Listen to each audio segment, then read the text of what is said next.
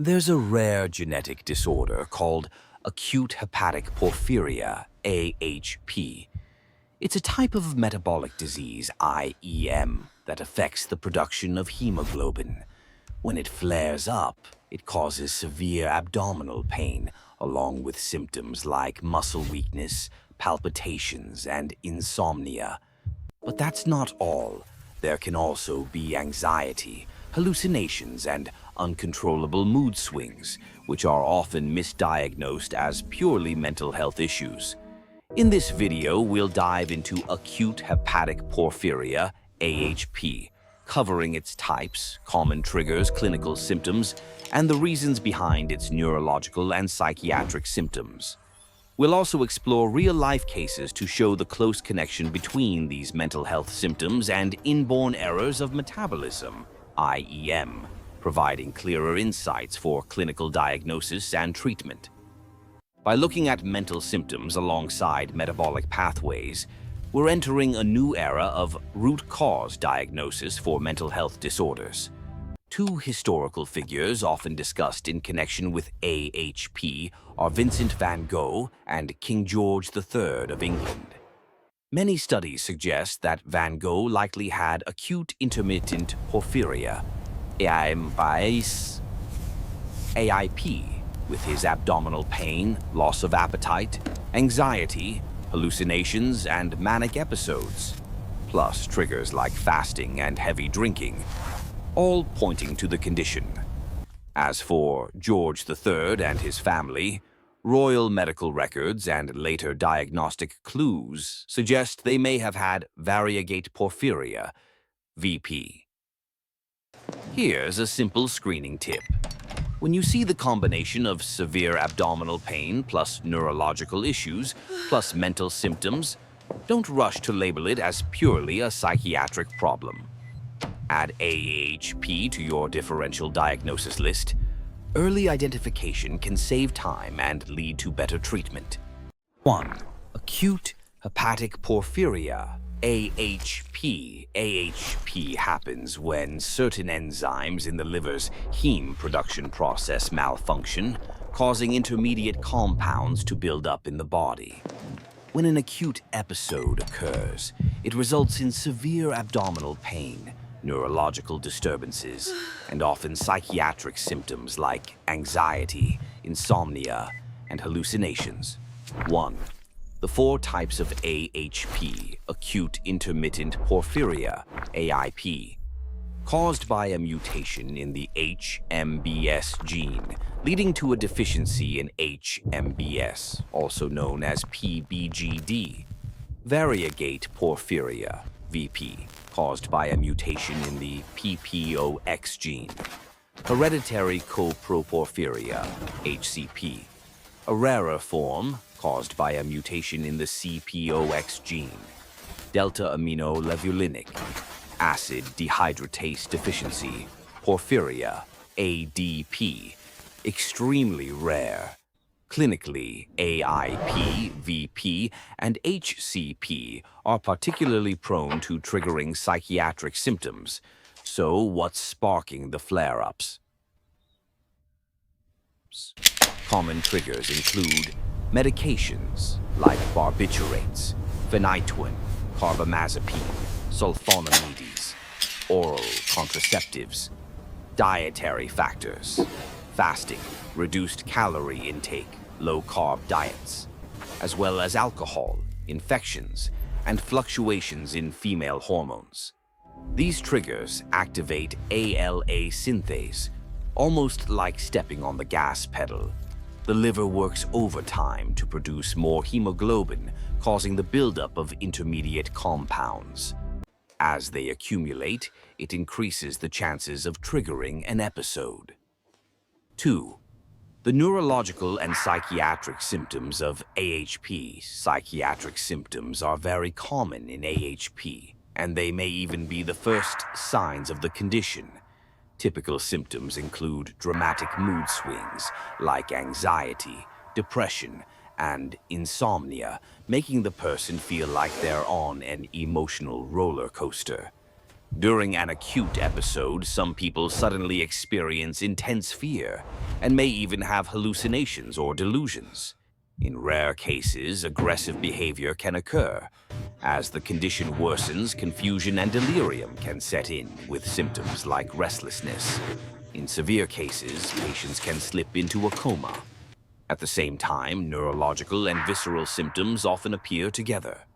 These can include seizures, numbness or weakness in the limbs due to peripheral nerve involvement, weakened reflexes, autonomic dysfunction, and symptoms like abdominal pain, constipation, nausea, and vomiting. Many patients also show signs of their autopilot system malfunctioning: rapid heart rate, fluctuating blood pressure, sweating, and trembling hands. 3.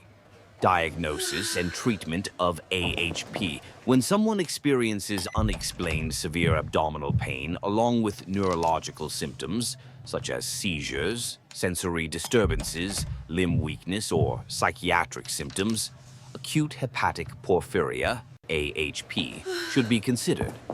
The simplest way to screen is by measuring urine PBG levels during an acute episode. Typically, these levels are significantly elevated during a flare-up and may return to normal during remission.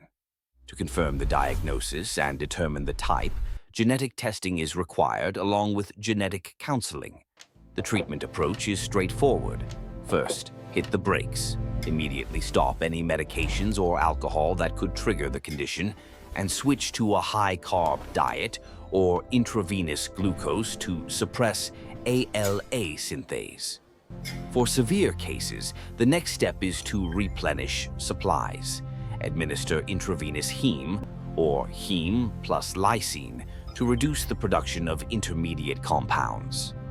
For patients with a confirmed diagnosis and recurrent episodes, givosiran, an RNA interference treatment, may be considered under specialist supervision, though it should not be used during pregnancy. Psychiatric symptoms need to be treated appropriately with porphyria-safe medications like olanzapine, prochlorperazine, and lorazepam as first choices. At the same time, avoid medications like phenytoin, barbiturates, and prochlorperazine that could worsen the condition. However, psychiatric treatment does not replace the metabolic interventions for a porphyria flare, such as stopping triggers, high-carb diet, intravenous glucose, and heme supplementation. Don't forget the supportive care, correcting low sodium, controlling seizures, managing peripheral neuropathy, and, if necessary, supplementing with vitamin B6 and rehabilitation therapy. The key to breaking the cycle of recurrent episodes is early recognition, stopping triggers quickly, replenishing heme promptly, and using safe medications. 2. Case study of psychiatric symptoms in porphyria. Patients. Case 1. The hidden truth behind psychiatric symptoms. A 43-year-old female nurse with no prior psychiatric history, except for a suicidal crisis during her teenage years due to emotional distress, suddenly developed severe abdominal pain, vomiting, and had been experiencing amenorrhea for 7 months. She was admitted to the ICU in November 2023. Upon admission, her blood pressure shot up to over 200 millimeters of mercury, and she had severe headaches. Lab tests revealed critical low sodium, 110 millimoles per liter, and liver dysfunction. The doctors quickly suspected a porphyria flare-up. Urine PBG test was positive, and genetic testing confirmed a diagnosis of variegate porphyria, VP. While her physical condition stabilized, psychiatric issues began to emerge. Initially, she had mild disorientation, anxiety, and strong distrust, which escalated to paranoia and a strong insistence on leaving the hospital early. Later that day, she was found lost on the street, confused and behaving unusually, leading to her readmission to the psychiatric ward. At this point, she experienced vivid visual hallucinations, frequent misidentifications of others, hyperactivity, and disorganized speech. Doctors urgently administered lorazepam and chlorpromazine to manage her symptoms. By the next day, her hallucinations and psychotic thoughts had significantly improved. A few days later, she was transferred to an open ward where her liver and kidney function, along with electrolytes, were restored. However, she still had difficulty focusing. As treatment for VP continued, her cognition gradually returned to its pre-admission state, and after about a month, she was able to resume daily activities. Looking back at her condition, it was clear that signs of anxiety, fear, and paranoia had already begun to surface early in the ICU, well before her psychiatric symptoms became prominent. This case reminds us that what initially appears to be a primary psychiatric disorder may actually stem from an inborn error of metabolism, IEM. VP affects heme synthesis, disrupting brain chemistry and triggering psychiatric symptoms like anxiety, hallucinations, and delusions. Case 2, when psychotic episodes are actually metabolic disorders at play. This 41-year-old woman had no previous psychiatric history, but one day she suddenly experienced a drastic change in her behavior. She became paranoid, convinced that her parents and colleagues were trying to harm her. She even believed she had a romantic relationship with a male coworker and thought her parents had been replaced by imposters, a phenomenon known as Capgras delusion.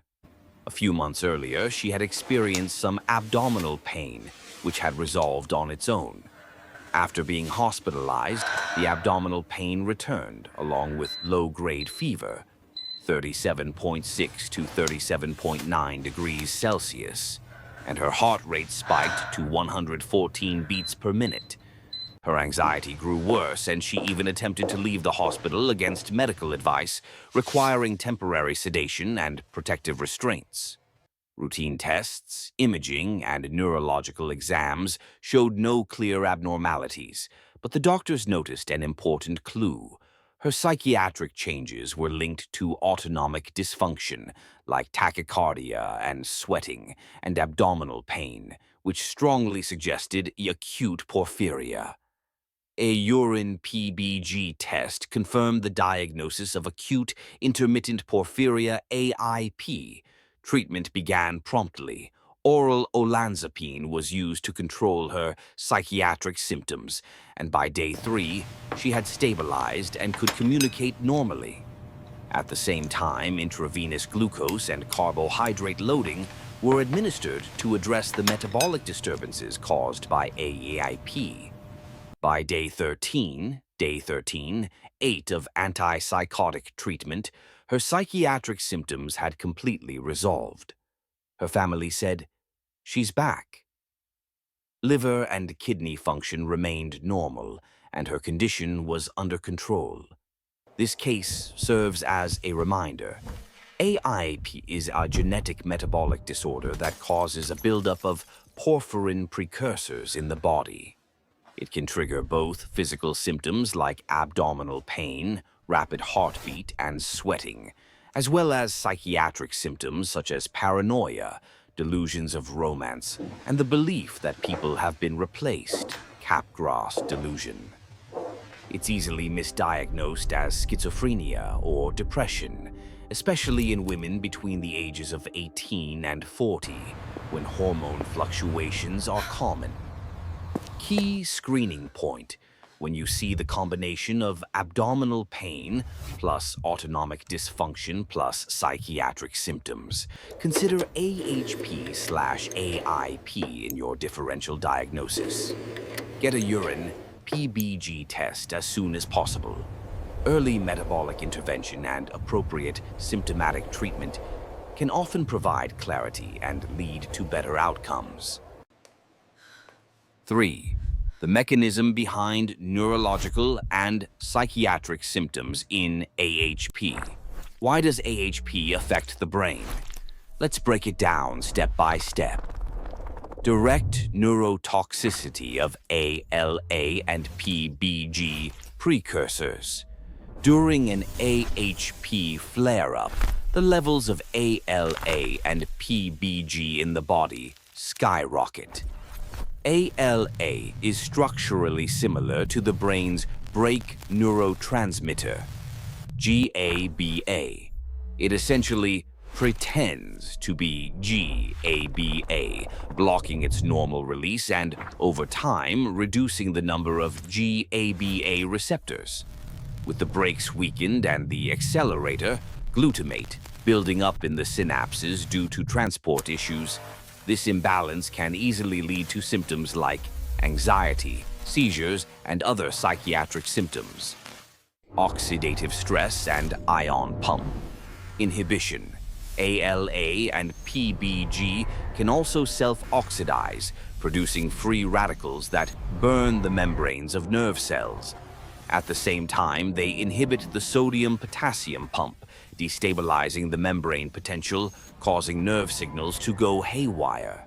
When cells can't maintain their energy, it leads to dysfunction, causing confusion and behavioral issues.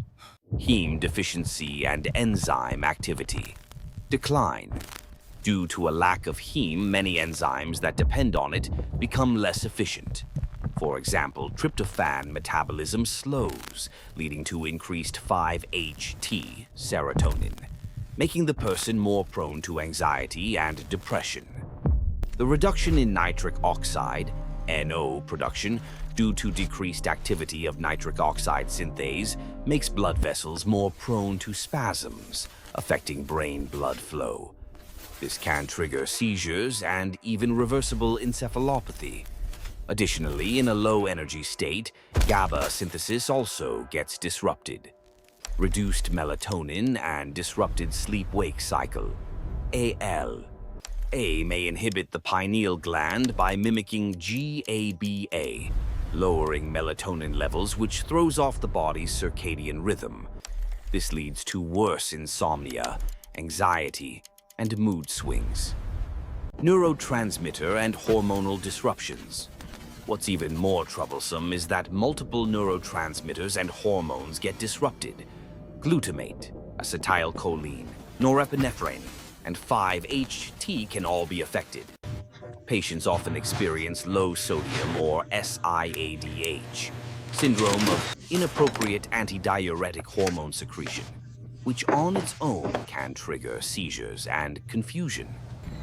Hormonal fluctuations like estrogen and progesterone changes or certain triggering medications can step on the gas pedal of ALA synthase, causing more precursors to build up and become more toxic. Blood-brain barrier and genetic susceptibility. There's also something called clearance differences. Studies in mice show that when they lack the PEPT2 transporter, ALA levels in the cerebrospinal fluid increase significantly. Genetic differences in the population may determine who will experience more severe psychiatric symptoms. When you put all these mechanisms together, it's clear. During an AHP flare, it's not just abdominal pain and nerve damage. You can also see hallucinations, delusions, anxiety, depression, seizures, and more.